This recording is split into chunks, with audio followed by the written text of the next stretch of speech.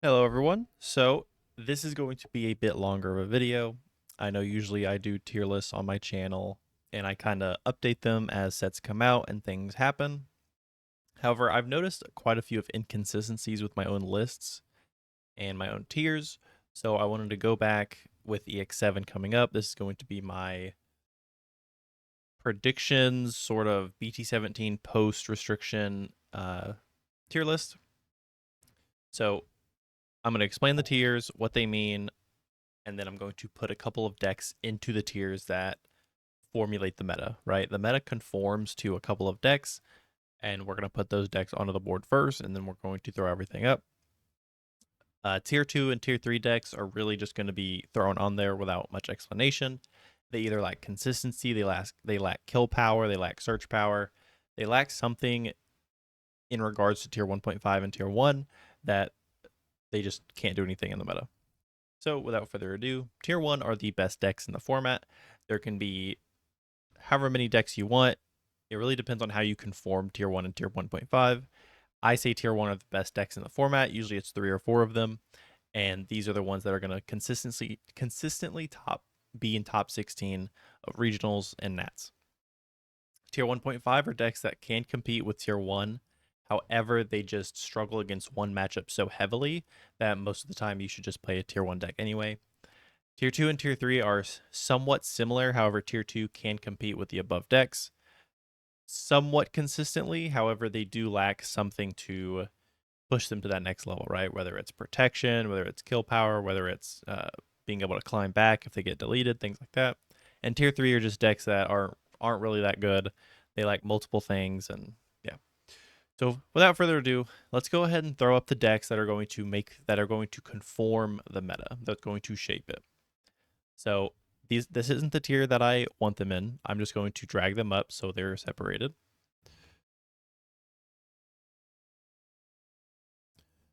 Just going to go through all of them.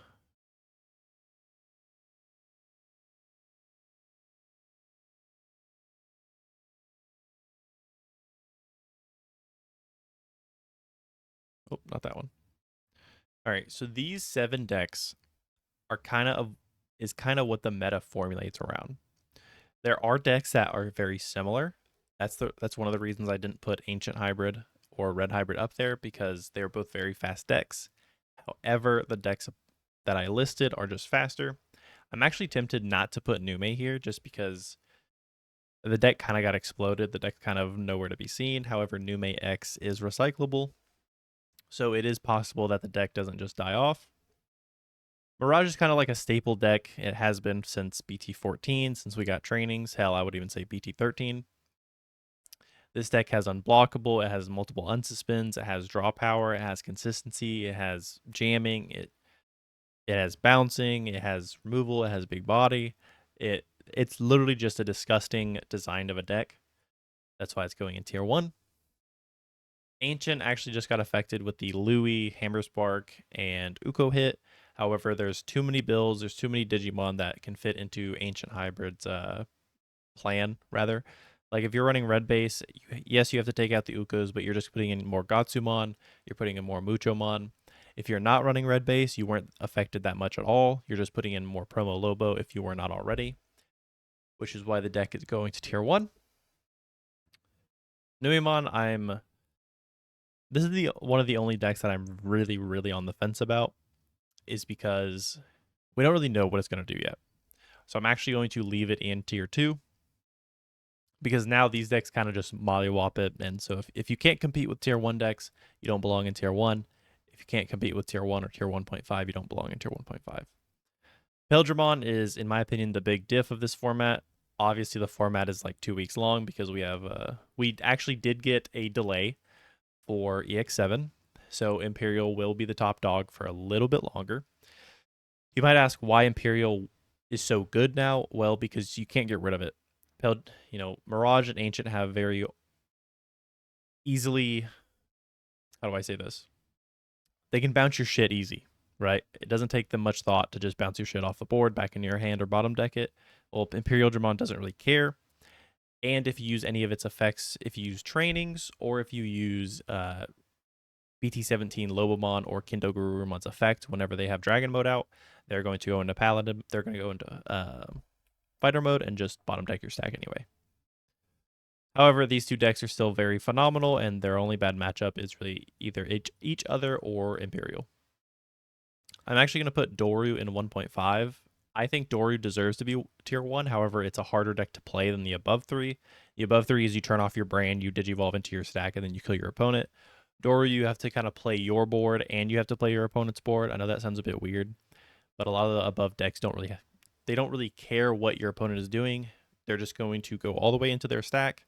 They're going to remove your board as they go into their stack, and they just hit you for jamming for 15k.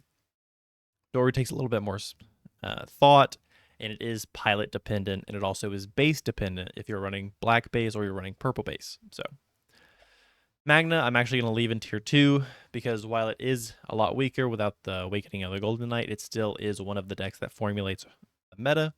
If you cannot get around a big 15k Magnamon, you will not win the game, and you will be bad in the format. Shoto is actually the exact same thing. If you cannot get around a big 15k blocker, then you are not going to compete with the upper decks because those decks can compete with it. They're going to be unblockable and they don't really care. However, side note, Shoto is actually the reason why Imperial will probably drop to tier 1.5 because guess who doesn't have a way around Mother? Imperial. So that's kind of like the funny, and I guess since this is, take it with a grain of salt. EX7 is going to be released. Shoto is going to enter the meta with Mother, and Impelgemon will be worse.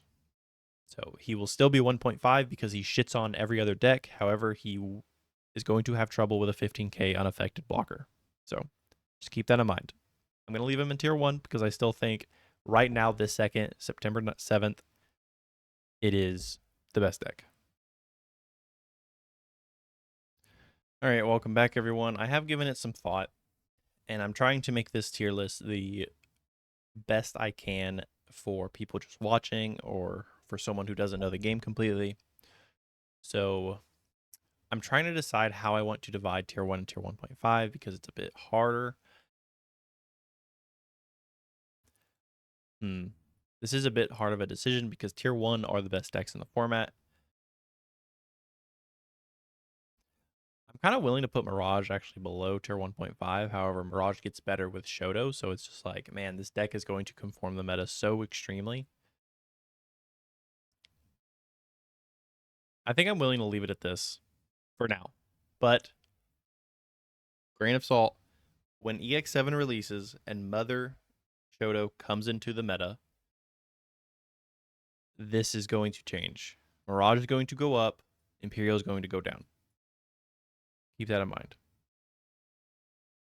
All right, without further ado, we're going to go ahead and just vomit the rest of the decks onto the tier list. If you want to win tournaments, play what's in tier 1, play what's in tier 1.5. Tier 2 are decks that are still able to win tournaments and locals. That's perfectly fine. Honestly, we've seen decks that are going to be in tier 3 win regionals. However, it's so non-existent that it's not worth considering. So, all right, tier 3, tier 3, tier 3, tier 3, tier 3, tier 2, tier 3, tier 3, tier 2, tier 2, and tier 3. Yeah, tier 2.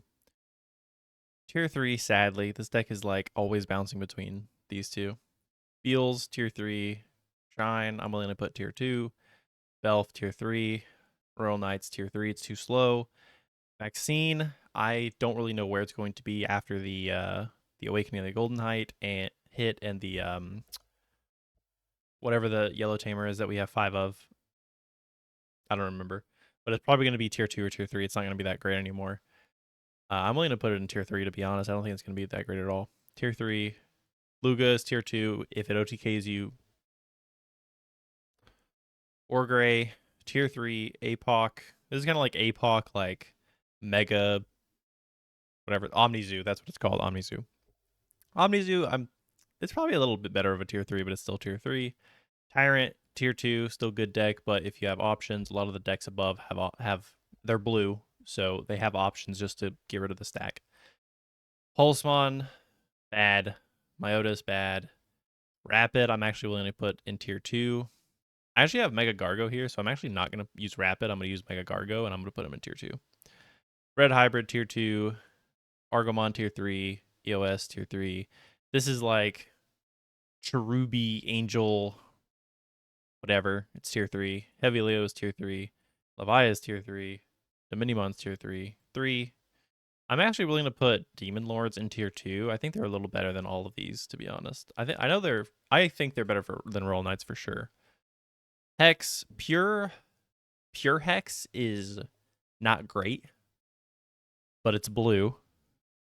Blue has disgusting support. I'm going to put it in tier 2. I'm going to be honest. And you'll be running Hexablow in Ancient Guru. So, Deobormon, probably high tier 3 or tier 2. Jesmon, your tier 3. Ragna is such a weird thing because he can win a tourney. He won one, actually, but you have to have promo, you have to have matchup knowledge, and you have to be a good player. So, probably tier 3. Machines, tier 3, too much removal. Beelstar is probably going to come in and be like tier bad. Lilith's probably going to be bad. Heavy Metal's going to be bad. They don't have the support needed. And yeah, that's the tier list, guys. I'm going to zoom in. I tried to make that fast. I will go ahead and quickly go over certain decks. I've already gone through most of these. Tier 2 can beat Tier 1.5. However, most of the time it's not going to happen. They lack something, such as in Hex's case, Hex lacks protection. He has kill power. However, he lacks protection. And if his stack dies, it's very hard for him to climb back up. Once scrambles come out in the United States, I will be making a completely new tier list, and things will change. Demon Lords has lots of kill power, has lots of removal. However, it lacks speed because you're playing one big Digimon every turn. That is going away.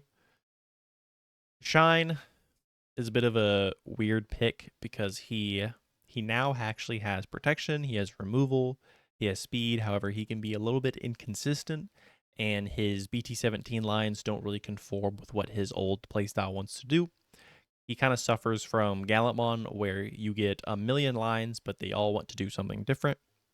However, I think Shine's in a better place than Gallant for sure. Luga, you either get OTK'd or you don't.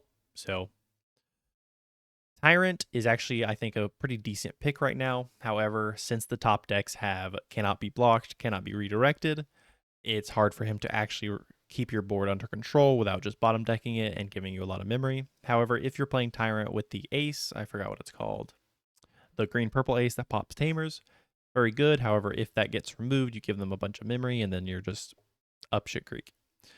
Mega Gargo, I think, is pretty good. I think Terrier has gotten so much support, and I think the support's actually pretty decent.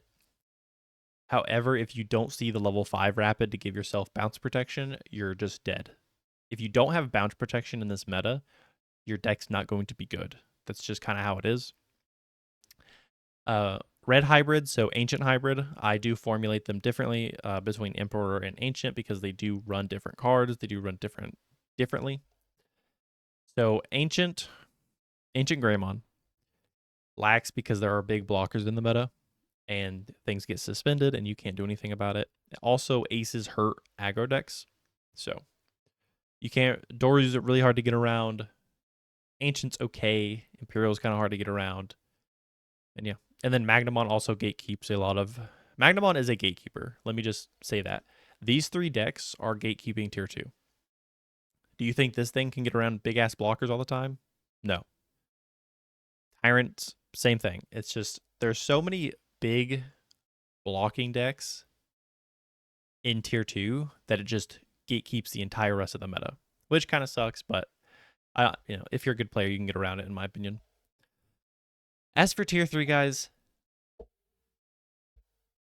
they just lack they lack too many things. They lack either consistency and speed, or they lack speed and protection, or they lack recursion, or something. We'll see whenever Gallantmon gets its new line. Maybe Greymon gets some new cards, but all these are pretty bad. They can win locals. You might even see them top 16 every once in a while.